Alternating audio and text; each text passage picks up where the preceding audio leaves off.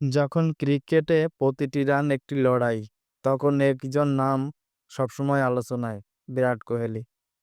তিনি শুধু একজন ক্রিকেটার নন, তিনি এক আবেগ, এক অনুপ্রেরণা।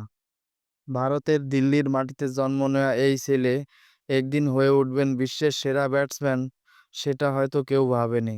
2008 সালে আন্তর্জাতিক ক্রিকেটে আত্মপ্রকাশ করেন কোহলি। প্রথম দিকে তাকে অনেকের সমালোচনা শুনতে হয়েছিল, কিন্তু তার জবাব তিনি দিয়েছেন ব্যাট দিয়ে। প্রতিটি ইনিংসে দেখা গেছে তার দৃঢ়তা, আগ্রাসন আর আত্মবিশ্বাস।